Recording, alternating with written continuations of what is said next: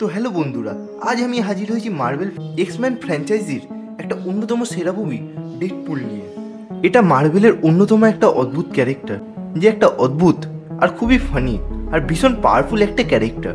তো চলো বেশি কথা না বকে সোজা মুভি এক্সপ্লেনে ডুবতে। মুভির প্রথম সিনেই তো আমরা ডেডপুলকে একটা ট্যাক্সির মধ্যে বসে থাকতে দেখি।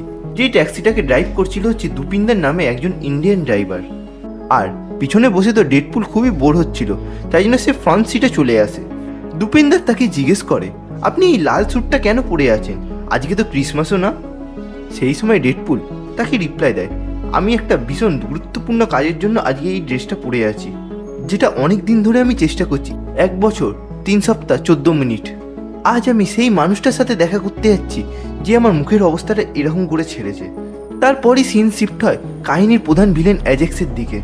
ওখানে ওর একটা ক্লায়েন্ট আসে, কিন্তু ক্লায়েন্টটার ডেলিভারিটা ঠিক সময় করতে পারেনি বলে সে নিজের ক্লায়েন্টকে বলে, তুমি কি সব মাল নিজের কাছেই রেখে দিতে চাও?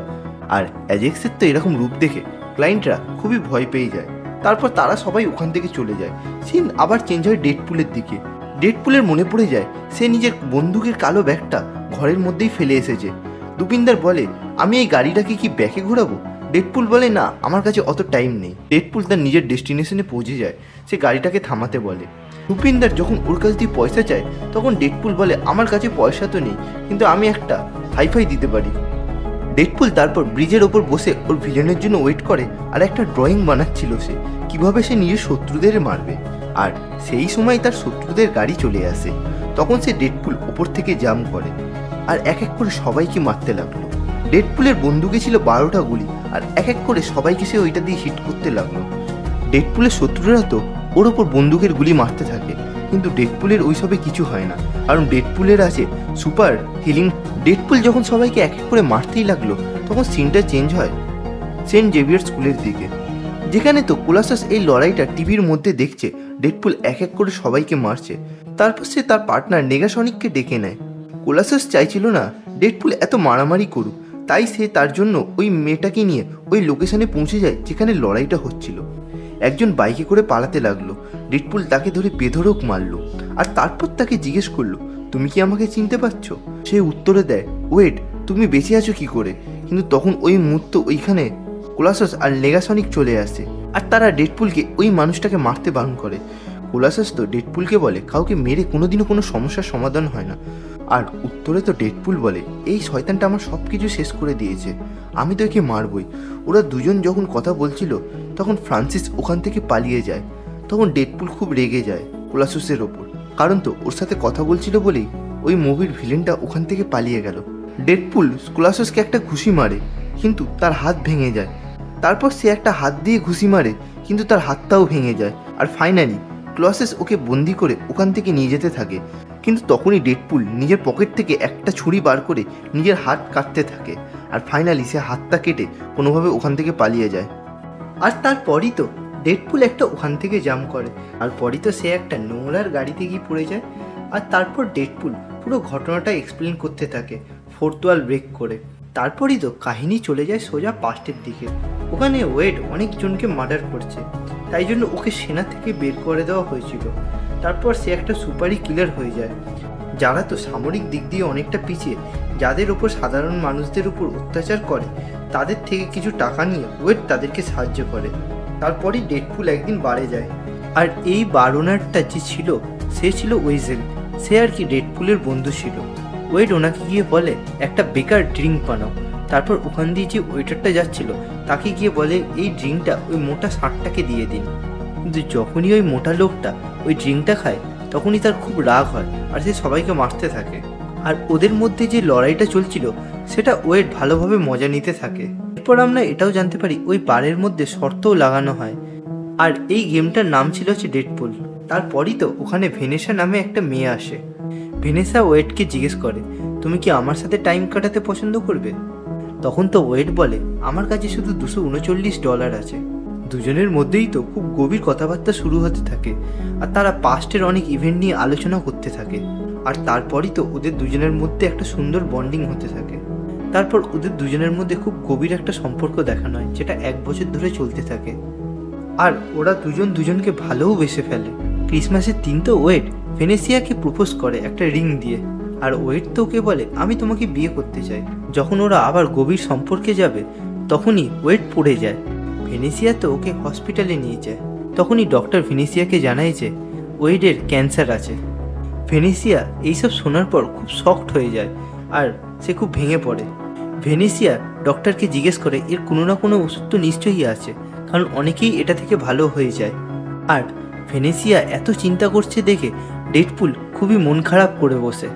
যখন ওরা দুজনে ঘরে চলে আসলো তখন ওয়েড ভেনিসিয়াকে বলে আমার কাছে আমার জীবন চালানোর জন্য পয়সা নেই আর ঘর চালানোর জন্য পয়সা নেই। তখন ভেনিসিয়া বলে এই প্রবলেমটার আমরা একসাথে মিলে কোনো সমাধান নিশ্চয়ই বার করব। কিন্তু ডেডপুল সে ভাবতে লাগলো আমি যদি এখানে থাকি তাহলে আমি ভেনিসিয়ার উপর একটা বোঝা হয়ে থাকবো। আর তাই জন্য সে ঘর থেকে বেরিয়ে যায় আর সোজা চলে যায় সে নিজের বন্ধু ভেসেলের কাছে। তখনই ভেসেল ওকে বলে ওই কোণেতে বসে থাকা একটা কালো স্যুট পরা লোক তোমার জন্য অপেক্ষা করছে, আর তুমি ওর কাছে যাও, দেখো ও তোমার সাহায্য করতে পারে কিনা। আর ওয়েড ওর কাছে যায়। তখন ওই মানুষটা ওয়েডকে বলে আমি হচ্ছি রিক্রুটার। তখন সে ওয়েডকে বলে আমি জানি আপনার শরীরে ক্যান্সার আছে আর আপনি খুব তাড়াতাড়ি মরতে পারেন। আর ও তো এটাও বলে আমার কাছে একটা ওষুধ আছে যাতে আপনি ঠিক হয়ে যাবেন আর আপনার মধ্যে অনেক সুপার হিউম্যান স্ট্রেংথ চলে আসবে। আমরা একটা সুপার সোলজার প্রোগ্রাম বানাতে চাই যেটার জন্য আমাদের অনেক মানুষ প্রয়োজন। আপনি যদি এটার মধ্যে উপস্থিত থাকতে চান তাহলে আমরা অনেকটা খুশি হব। ওয়েডের এইসব কথাগুলো খুব ফালতু লাগতে লাগলো, তাই জন্য সে ওখান থেকে চলে যায়। কিন্তু সে ওই মানুষটার কার্ডটা নিজের পকেটে রেখে দেয়। আর ওয়েড তো খুবই মানসিকভাবে ভেঙে পড়েছিল। আর ফাইনালি সে নিজের ডিসিশন নিয়ে নেয় সে নিজেকে চেঞ্জ করবে। তাই সে ওই রিক্রুটারদের কাছে চলে যায়। ওয়েডকে তো স্ট্রেচারের মধ্যে বেঁধে একটা ল্যাবের মধ্যে নিয়ে যাওয়া হয়, যেখানে তো আমাদের কাহিনীর প্রধান দুটো ক্যারেক্টারকে দেখানো হয়, এঞ্জেল ডাক্স আর এজেক্স। ওখানে তো এজেক্স ডেডপুলকে একটা ইঞ্জেকশন দিয়ে দেয় আর ও ওয়েডকে বলে আমি তোমার শরীরের মধ্যে একটা মিউটেন্ট জিন ইনজেক্ট করলাম যাতে তুমি শারীরিকভাবে ঠিক হয়ে যাবে আর তোমার শরীরের মধ্যে অনেক ক্ষমতা চলে আসবে। এজেক্স ওখানে আরও বলে এই মিউটেন্ট পাওয়ারটা সবার মধ্যে আসে না, কখনো কখনো এটা ফেলডও হয়ে যেতে পারে। আর এই এক্সপেরিমেন্টটা সাকসেসফুল করানোর জন্য আমাদের রুগীর শরীরে অনেকটা কষ্ট দিতে হয়। এই জন্য এজেক্স ওকে অনেকবার মারতে থাকে, ওকে অনেক কটা ইলেকট্রিক শক দেয়, ওকে বরফের মধ্যে ফেলে দেয়, ওকে জলের মধ্যেও ফেলে দেয়। আর এটা তো ও করতে থাকে যাতে ওয়েডের শরীরে অনেক কষ্ট হয় আর সে নিজের মিউটেন্ট জিনটাকে অ্যাকসেপ্ট করতে পারে। আর তারপরেই তো আমরা দেখতে পারি ওয়েড ওর পাশে থাকা একটা পেশেন্টের সাথে কথা বলতে থাকে আর সে ওয়েডকে বলে এই লোকগুলো খুবই বাজে। কিন্তু ওই সময় ওখানে এজেক্স চলে আসে। সে এসে বলে তুমি এখনো মিউটেন্ট হওনি, কিন্তু আজ আমি তোমার উপর এমন একটা এক্সপেরিমেন্ট করব যাতে তুমি ফাইনালি মিউটেন্ট হয়ে যাবে। কিন্তু তুমি যদি মিউটেন্ট না হতে পারো তাহলে তোমার এই জীবনটা আর থাকবে না। আর ফ্রান্সিস তখন ওকে একটা কন্টেনারের মধ্যে প্যাক করে দেয়। এটা একটা এয়ার টাইপ গ্লাস চেম্বার, এর মধ্যে তুমি শ্বাস নিতে পারবে না।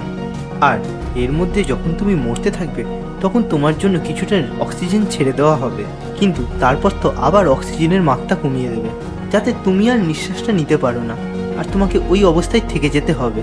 আর এই এক্সপেরিমেন্টের ফলে নয়তো তুমি মিউটেন্ট হয়ে যাবে নয়তো তুমি মরে যাবে। যখন ওই মেশিন থেকে পুরো হাওয়াটা বেরিয়ে আসে তখন ওয়েডের খুব কষ্ট হতে থাকে আর ওর পুরো শরীরটাই আস্তে আস্তে জ্বলতে লাগলো। যখন বিকেলবেলা ফ্রান্সিস ওর সাথে দেখা করতে আসলো তখন দেখলো ওয়েডের পুরো শরীরটা একেবারে বদলে গেছে আর তখন ও মিউটেন্টে বদলে যেতে শুরু করে। ফ্রান্সিস সেই সময় বলে আমরা অনেক চেষ্টা করেছি আর ফাইনালি তুমি মিউটেন্ট হয়ে গেলে। যখন ওই এক্সপেরিমেন্টের ল্যাবের লোকগুলো ওয়েডকে পছন্দ করছিল না তখন ওয়েডকে তারা মেরে ফেলতে চাইছিল, কিন্তু ওয়েড ফ্রান্সিসকে এক মাথা দিয়ে মারে আর ঠিক সেই সময় ওর থেকে চাবিটা নিয়ে নেয়, যেটা ফ্রান্সিস বুঝতে পারে না। আর ডেডপুল চালাকি করে ওখানে একটা ব্লাস্ট করে দেয়, যার ফলে তো সব কিছু ধ্বংস হতে লাগলো, আগুনে জ্বলতে লাগলো। ফ্রান্সিস যখন এসে দেখলো এখানে পুরো জায়গায় আগুন লেগে গেছে তখন ডেডপুল ওখান থেকে পালিয়ে গেছে। যখন ও হাতের মধ্যে একটা অস্ত্র নেয় ওয়েডকে মারবে বলে তখন ওয়েড এসে ওকে আঘাত করতে লাগলো। আর তারপরে আমাদের পুরো ওয়েডের শরীরটা দেখানো হয় যেখানে ওর শরীরটা পুরোটাই জ্বলে গেছে। এই দুজনের মধ্যে অনেকক্ষণ ধরে লড়াইটা চলতে থাকে। ফ্রান্সিস খুব শক্তিশালী ছিল, ওর শরীরের মধ্যে তো কোনো আঘাতই লাগছিল না। সে ওয়েডের শরীরের মধ্যে একটা লোহা ঢুকিয়ে দেয় আর ওই লোহাটাকে বেঁকিয়েও দেয় যাতে ওয়েড ওখান থেকে বেরোতে না পারে। আর পুরো ল্যাব ওখানেই আগুন লেগে ধ্বংস হয়ে যায়। যখন ওই জায়গাটা পুরোটা ধ্বংস হয়ে যায় আর আগুনটা নিভে যায় তখন ওয়েড ওখান থেকে হিল হয়ে বেরিয়ে আসতে লাগলো। ওয়েড আস্তে আস্তে যখন ঠিক হয়ে গেল তখন সে ভেনেসার সাথে দেখা করতে আসলো। আর যখন সে ভেনেসার সাথে দেখা করতে যায় তখনই ওখানকার আশেপাশের লোকেরা ওকে অন্য নজরে দেখতে লাগলো। ডেডপুলের ওই জিনিসগুলো খুবই খারাপ লাগলো, কারণ লোকে তাকে বলছে এ কি বাজে দেখতে। যখন ভেনেসার পিছন করতে করতে ও ঘরের মধ্যে পৌঁছায় তখনই ও কাঁচের মধ্যে নিজের মুখটাকে দেখতে পায়। আর ব্যাস, সে ওখান থেকে চলে যায় আর সোজা চলে যায় সে নিজের বন্ধু বেজেলের কাছে। আর ওকে সব কথা বলতে থাকে, ওকে বলে কিভাবে ওর উপর এক্সপেরিমেন্টগুলো করা হয়েছে আর তাই জন্য ওর মুখ চোখের এই অবস্থা। ওয়েড বলতে থাকে ভেনিসিয়া আর আমাকে অ্যাকসেপ্ট করবে না এই অবস্থার জন্য, কারণ আমার মুখ পুরো খারাপ হয়ে গেছে। সেই সময় ওকে ওর বন্ধুটা বলে সত্যিকারের ভালোবাসা সত্যিকারেরই হয়। তারপর যখন ওয়েড নিজের মুখটা খোলে তখন ওয়েজেল ওখানে ভয় পেয়ে যায়। আর ওয়েড সেই সময় বলে যে ওর মুখটা ঠিক করতে পারবে সে এখান থেকে পালিয়ে গেছে, আর আমি তো ওকে চারদিকে খুঁজে বেড়াচ্ছি। আর ওয়েজেল সেই সময় একটা আইডিয়া দেয়, যেহেতু তুমি ওর চোখে মরে গেছো তাই তুমি মরা অবস্থাতেই থাকো। আর তারপর বলে তুমি একটা মুখোশ পরে নাও, কিন্তু তারপর ভাবতে থাকে নিজের নাম কী দেবো। ওর নজরে ওই বোর্ডের লেখাটা পড়ে, তার মধ্যে তো লেখা ছিল ডেডপুল। আর সে নিজের জন্য একটা স্যুট বানায়। প্রথমে স্যুটের রঙটা ছিল সাদা রঙের, তারপর সে নিজের দেওয়ালের মধ্যে ছবি আঁকতে থাকে যে কাদেরকে তাকে মারতে হবে। এটা তো ওই মানুষগুলোর ছবি ছিল যারা ফ্রান্সিসকে ওই ল্যাবের মধ্যে সাহায্য করছিল। ডেডপুল প্ল্যান করলো এক এক করে সবার কাছে যাবে আর সবাইকে মারবে, মেরে তো ফ্রান্সিসের লোকেশনটা সবার কাছ থেকে চাইবে, আর কেউ যদি জবাব না দেয় তাহলে তাকে ওখানেই শেষ করে দেবে। ফ্রান্সিসকে মারার জন্য তো তাকে অনেক কটা বছর অপেক্ষা করতে হয়, আর সবার কাছে একটাই উত্তর চায় ফ্রান্সিস কোথায়, যার জবাব কেউ দিতে পারে না। আর ডেডপুলও এক এক করে তাই সবাইকে মারতে লাগলো। কিন্তু একদিন ডেডপুল নিজের স্যুটটাকে ওয়াশ করছিল, কারণ ওর মধ্যে অনেক দাগ লেগেছিল। তখনই তো একজন অন্ধ মহিলা চলে আসে। ওই অন্ধ মহিলাটা বলে যদি ওর মধ্যে রক্তের দাগ লেগে থাকে তাহলে ওটাকে সোডা আর লেবুর জল দিয়ে ধো, আর যদি তাও না বোঝা যায় তাহলে লাল স্যুট পরো, কারণ লাল স্যুটের মধ্যে তো রক্তের দাগটা বোঝা যায় না। এই কথাটা শোনার পরই তো ডেডপুল নিজের আইকনিক কস্টিউমটা বানায়। অনেক কষ্টের পর তো ডেডপুল রেকর্ডারদের ধরে নেয় আর ওদের কাছ থেকে ফ্রান্সিসের অ্যাড্রেস চায়। ফ্রান্সিসের অ্যাড্রেসটা পাওয়ার পরই তো ওখানে শিফট হয়ে যায় যেখানে ডেডপুল দুপিন্দারের সাথে ওই ট্যাক্সিতে বসেছিল। তারপর কাহিনী ওখানেই শুরু হয় যেখানে ডেডপুল ওই নোংরার গাড়িতে পড়েছিল। ডেডপুল ওখান থেকে এসে একটা ঘরে পৌঁছায়, মানে ওই ঘরটায় অন্ধ মহিলাটা ওখানে একাই থাকতো। সে জিজ্ঞেস করে আজ তোমার মুড এতটা খারাপ কেন? ডেডপুল উত্তর দেয় আমি একটা বছর ধরে যার জন্য অপেক্ষা করছিলাম আজকে আমি তাকে মেরেই দিতাম, কিন্তু সে আমার হাত থেকে বেঁচে গেল। আর তারপরই আমরা দেখতে পাই কোলাসোসের সাথে লড়াইয়ের সময় ডেডপুল যে হাতটা কেটে দিয়েছিল সেই হাতটা রিজেনারেট হয়ে গেছে। আর অন্যদিকে ফ্রান্সিস একটা ল্যাবে পৌঁছায়, আর এটা তো ওই ল্যাবটাই ছিল যেখানে মিউটেন্টরা রেডি হয়। আর তারপর তো সেই মিউটেন্টগুলোকে বড় লোকদের বেচে দেয়। অ্যাঞ্জেল ডগ আর ফ্রান্সিস যখন কথা বলছিল তখন সে বলে ডেডপুলের মতো যদি আমার কাছেও রিজেনারেটিভ পাওয়ার থাকতো তাহলে আমার আঘাতগুলোও ঠিক হয়ে যেত। ঠিক আছে, কোনো ব্যাপার না, এর পরের বার আমি ওকে ধরে মারবো। তাই তো তারা ওয়েজেলের ওই বারটায় পৌঁছায়। ওখানে ওয়েজেলের কাছে কি জিজ্ঞেস করে যে তোমরা ওয়েড ওয়েলসন নামে কাউকে চেনো? কিন্তু তখনই এঞ্জেল ডাক্স তো ওর বাড়ির পিছনে একটা ফটো দেখতে পারে, যেই ফটোতে দেখা যাচ্ছে ওয়েড উইলসন আর ভেনিসিয়াকে। তারপরই তো ওই দুজন ভিলেন ওখান থেকে বেরিয়ে যায়। সঙ্গে সঙ্গে ওয়েজেল তো কল লাগাই হচ্ছে ডেডপুলকে, ওকে পুরো কথাটা জানিয়ে দেয় যে ওকে সবাই খুঁজছে। এইসব কথা শোনার পর তো ওয়েড খুবই রেগে যায়। তারপর ওয়েজেলকে সাথে নিয়ে এসে ওই বারে পৌঁছে যায় যেখানে ভেনিসিয়া ডান্স করতো। ভেনিসিয়াকে সামনে দেখে তো ওয়েড ওর সাথে কথা বলতে যেতে থাকে। তখনই তো মনে পড়ে যায় যে ওর মুখ পুরো আগুনে পুড়ে গেছে, আর ও এরকমভাবে ওকে দেখলে ভয় পেয়ে যাবে। তারপরেই ওয়েড ওখান থেকে চলে যায় সোজা ওয়াশরুমে, আর ও ওয়াশরুমে গিয়ে নিজের মধ্যে একটা সাহস জোগাতে থাকে যেভাবেই হোক ভেনিসিয়ার সাথে কথা বলতেই হবে আমাকে। আর অন্যদিকে তো ভেনিসিয়ার কাছে একটা মানুষ আসে, সে এসে বলে ভেনিসিয়াকে হোটেলের বাইরে তোমার জন্য কেউ অপেক্ষা করছে, আর হতেও পারে ওটা তোমার বয়ফ্রেন্ড আছে। ওই সময় ভেনিসিয়া ওখান থেকে বেরিয়ে আসে। সে ভাবতে থাকলো ওয়েড আবার চলে এসেছে ওর সাথে দেখা করার জন্য, কিন্তু সে যখন ওই মানুষটার পাশে গেল তখন সে দেখলো এটা ওয়েড না, এটা হচ্ছে অ্যাঞ্জেল ডগস। রুম থেকে যখনই ওয়েড ফিরে আসলো তখন সে ওয়েজেলকে জিজ্ঞেস করে তুমি ভেনিসিয়াকে দেখেছো? ওয়েজেল তো বলে ভেনিসিয়া জাস্ট একটু আগেই বাইরে বেরিয়েছিল। কিন্তু যতক্ষণে ওয়েড ওখানে পৌঁছাবে ততক্ষণে ফ্রান্সিসের লোকেরা ভেনিসিয়াকে ওখান থেকে তুলে নিয়ে চলে যায়। আর এই ঘটনাটা হওয়ার পর তো ওয়েড খুবই রেগে যায়। সে নিজের ঘরে এসে ঘর ভাঙচুর করতে থাকে। আর তখনই ভেনিসিয়ার মোবাইলে একটা মেসেজ আসে, ওকে 12টার সময় একটা জায়গায় দেখা করতে বলে।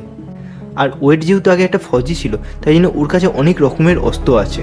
আর সে উইজিলকেও বলে তোমার কাছেও যত হাতিয়ার আছে সেই অস্ত্রগুলো আমাকে দিয়ে দাও। আর সেই সময় তো ওয়েড ভাবতে লাগলো ফ্রান্সিসের ওই ল্যাবটায় অনেক কটা মিউটেন্ট আছে, আর এটাও হতে পারে ওই মিউটেন্টগুলো ওদের সাথে মিশে আছে। তাই জন্যই সেই হেল্পের জন্য যাই হচ্ছে সেন্ট জেভিয়ার স্কুল, যেখানে কোলাসস আর নেগাসনিক থাকে। সে ওদের দুজনকে নিয়ে ওই লোকেশনটায় পৌঁছাতে থাকে। দুপেন্দার ওই জায়গায় ওকে পৌঁছে বলে এবারও তো নিশ্চয়ই তোমার কাছে পয়সা হবে না, চলো হাততালি দিয়ে দাও। সে একটা নয় দুটো হাত দিয়ে তার সাথে মেলায়। কিন্তু ওদের গাড়ি থেকে যখন নামার পর দুপেন্দারের গাড়ি যখন এগিয়ে গেল, তখন ডেডপুলের মনে পড়ল যে এর অস্ত্র ভরা ব্যাগটা তো দুপেন্দারের গাড়িতেই সে ফেলে এসেছে।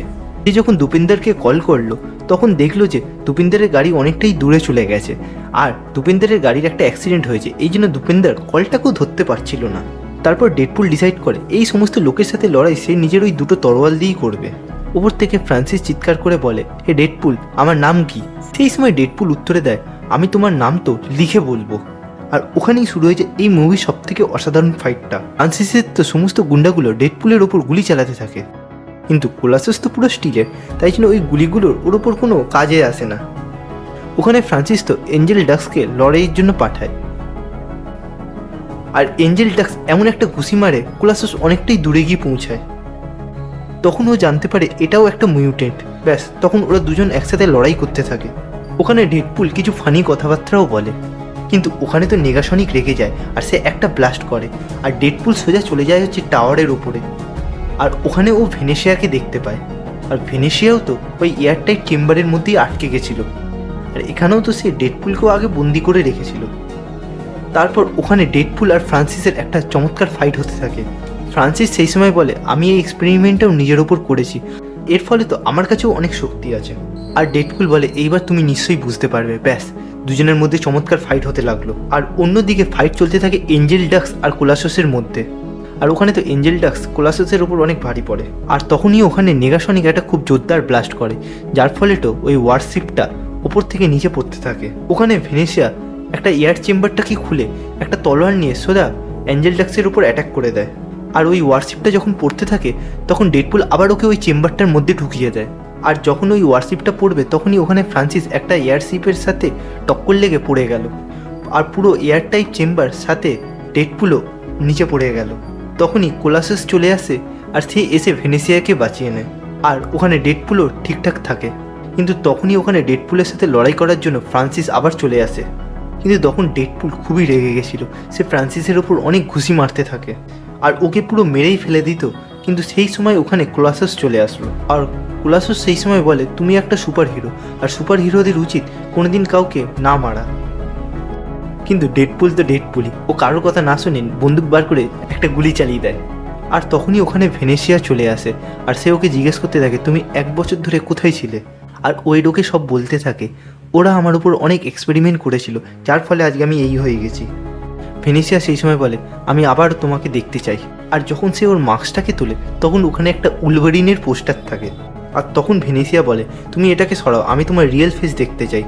আর অনেক জোর করার পর ওয়েড নিজের মাস্কটা খুলে নেয়।